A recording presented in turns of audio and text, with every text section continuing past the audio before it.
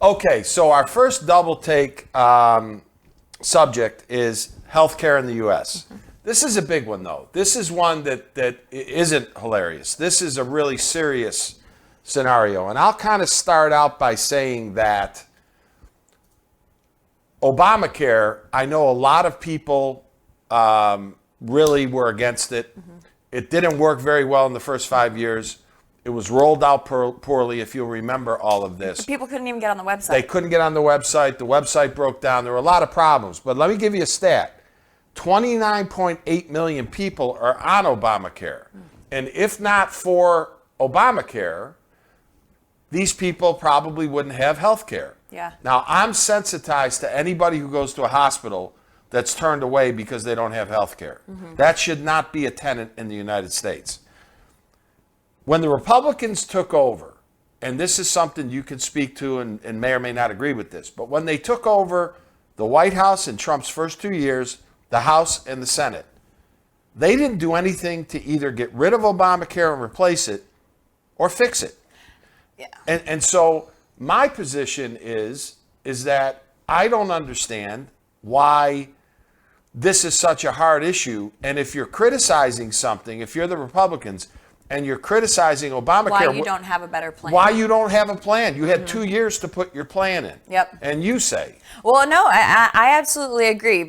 I mean, I am not a fan of the Affordable Care Act. I don't think it was rolled out well, exactly like you said. I don't think, in fact, lawmakers are pushing hospitals to help patients with medical bills. 1 in 7 people are struggling with medical bills right now. And Affordable Care Act requires nonprofit hospitals. Now, keep in mind, nonprofit hospitals, not necessarily private hospitals, to tell patients about financial help, but they don't actually tell people what they need to do. They don't go through the options, the process. So they're kind of saying, oh, go get help. The help is out there. But then they're not actually helping people.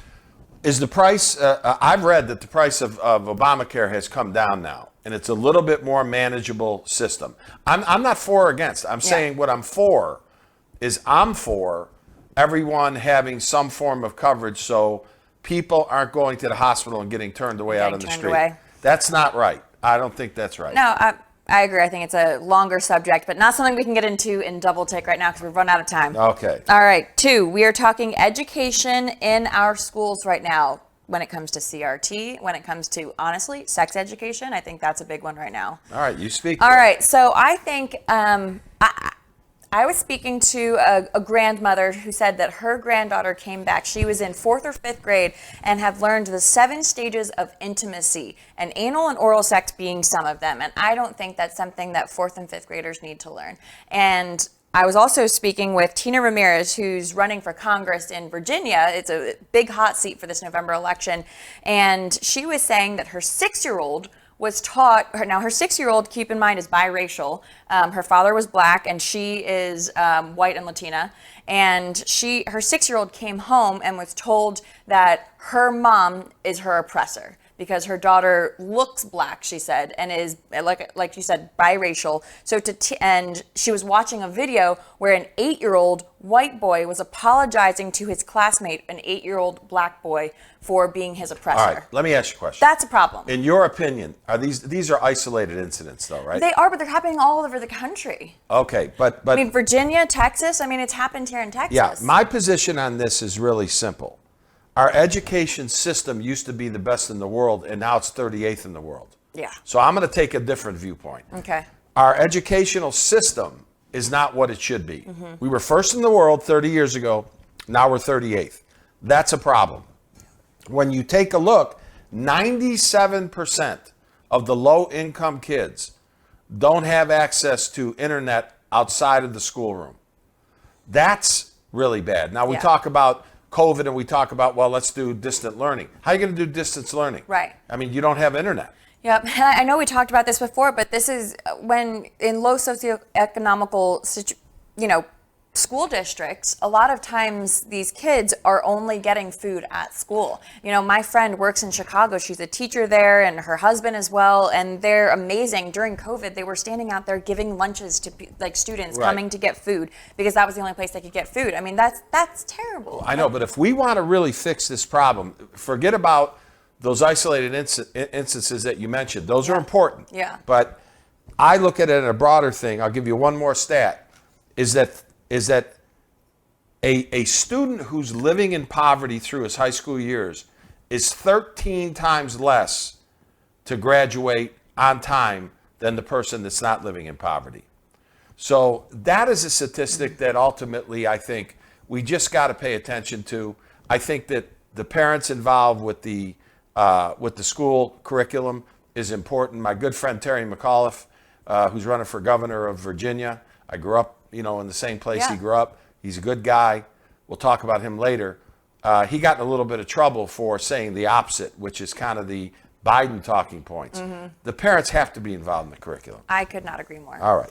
All right, now that we've gone 8 minutes on that subject. I didn't hear a buzzer, did you? I saw a buzzer going. Holden, you got to get a buzzer. All right. All right, next subject, we are talking inflation. I'll let you take it away. Bottom line is inflation is at 4.2%. It was projected to be 1.8% 10 months ago. It's at 4.2%. Food, gas, services, goods across the board, all up. But I'll give you my favorite. I'm obviously a developer by trade. I know a lot of home builders. A home in Dallas, Texas, that before COVID cost $1 million to build, costs $1.4 million today. Jeez. The exact same home. Appliances, tile, carpet, etc. This is a rate that we can't keep up with. And inflation is the hidden tax, and it's a problem. Well, and I keep thinking inflation, my mind automatically goes to oil prices. Now, my husband works in oil, so I hear a lot of it from the employee kind of side of things. But I was looking, oil prices could go up to $200 a barrel. This was in October 8th, it hit $80 a barrel, which is the highest in 7 years. I mean, we moved to West Texas in 2012, 2013, when it was, $110 a barrel, 112. And everyone's saying that, gas prices are so high. Well, this is also the case when, first off, there's a whole greenflation, what people are calling it, the move towards greener energy, which is in theory great, but you can't just suddenly cut off oil. And then on top of that, in January, Biden put a freeze on drilling leases for federal lands. Yeah. So this is obviously causing oil companies to either not have as much space to find production, not be able to plan and forecast for the future. So at that point, obviously prices are going to go up, and they're going to keep going up. Right. And what you have now is you've got a supply side deal where we really can't even import all the stuff that we need on time anymore because of all these related issues. So inflation is a big issue. We're going to talk about it a lot, and it's not going away. It's getting worse. No, absolutely. Talking about our economy, capitalism versus socialism. Okay, so the capitalism system that we live under is a system this country was founded on. That's why so many immigrants came. My grandparents came. My parents came. Free enterprise, okay? Why did Americans throughout the course of our country's history invent almost everything? If you think about it, why? Because we were allowed to think outside the box, right? We invented almost everything. Right. Okay? And, that whole system is going to be destroyed if we, in some way, shape, or form, turn our economy into a semi-socialist economy with all of this spending. Now, again, I'm for welfare programs that make sense. Sure. We have to take care of our people. But the problem is when you go to the kind of spending that these progressive liberals want to spend, in my last, Unplugged, I think everyone saw the effect of that. Yep, I could not agree more. I mean, we've never seen socialism done right. I mean, people look at Venezuela. I mean, look at all of these countries that have not done it right. And because of that, it takes, months to get in to see a doctor. Or when you talk about the doctors that you're seeing, I mean, the American doctors are so well trained, or people who are here, not just Americans, people who come here, get trained and then open their business. They stay in business because it is just that, a business. They're competing with someone else. People have the ability to choose and go to the best. And if you go to a completely socialist society, people will not have that opportunity because everything is decided by the government. I mean, I was looking up true definitions, right? And it's a means of production publicly owned. All prices, production and consumption, are decided by the government. Social service programs require high taxes with no competition. And I'd rather have Americans spend their own money. Yeah. I'm On a what you completely want. capitalist guy Yep. with a moral standard of making sure the people who need the help are getting it. I agree. All right. And All then right. and then now we have an interesting topic. Yes. To vax or not to vax in a restaurant that allows either vax people or not vax people to be able to enter. Okay, so these passports. So in New York City, it has been mandated, and as of September 13th, the law was enforced. In New York City, they require to eat indoors, you have to show your vaccination card. So I'm not saying that if I was a business owner and I wanted everyone in my building to be vaccinated because that made me feel safer, it makes my patrons feel safer, that is my decision as a business owner. I do not think the government should be getting involved and telling businesses whether or not what kind of people they can have inside of their restaurants. I mean, that is completely ridiculous to me. So I think the fact that New York City has done this, and I'm sure there are other countries or other states and cities that are doing it. I know there's other countries doing it, but that is absurd. New York City, under Billy D. de Blasio, Yes. the worst mayor in the history of mayors. I mean, I feel like we could hate on New York all day. No. I could do a whole show on Yeah. on him. They happen to send really the wrong trends. They set the wrong trends Yep. almost unanimously across the board. Yep. Almost.